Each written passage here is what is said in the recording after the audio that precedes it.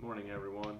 I just thought I'd throw this out here today. It really doesn't have a direct relationship to my specific class, but as a social creature, I miss the interaction, I miss the students, I miss you guys, and I'm sure some of you miss my corny jokes and my sarcasm, and the way that I cut on you guys a little bit. I just want to clarify some of the new vocabulary that we've learned in the last few weeks. COVID-19, coronavirus. We've never said those words prior to probably the early March stage. Also, unprecedented times. I don't know how many times I've heard that.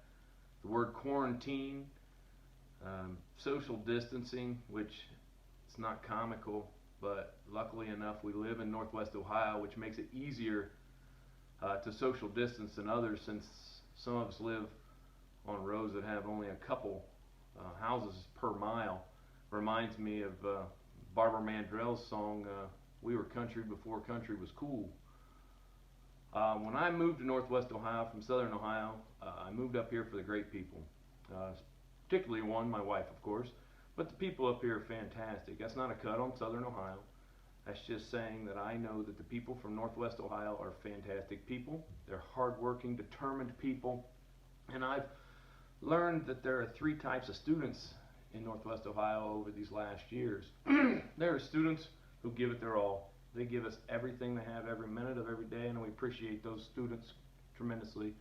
There are certain students, though, that just keep up. They're kind of what we call the kids with life jackets. They're right about sea level, and they're doing all right, but in this social distancing and this distance learning, it's a struggle for them, so they needed a little boost. And then there are some that we always know that really don't give an effort.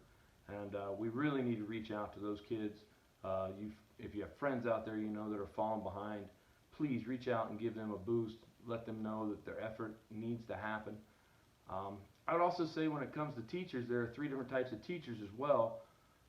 Same thing, the ones that give it their all, the ones that just keep up, and the ones that don't give an effort. But we're lucky to have a staff that doesn't have that last one at all. I specifically think that the majority of our staff are busting their butts to give you a quality education. And I really want to extend a thank you to them. I have heard nothing but positive statements from our principals, and I want you students to realize that they are busting it for you so you can have a quality education, so this year can still continue to count. When I open my computer every day, there are three things that are a little card in the corner. Some of you know this. It says responsibility, respect, and character. I want us all to kind of go through those quickly today, and I want us to reflect on that. Responsibility, do what you're supposed to do. You know your role.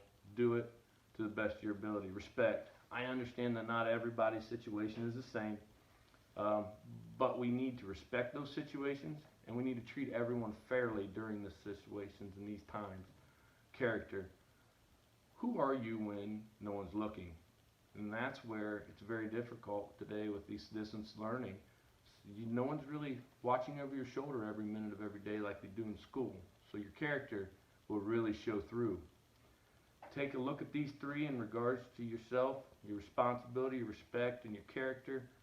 And if you just took 15 more minutes a day with your work using those three things, how much better could your work be?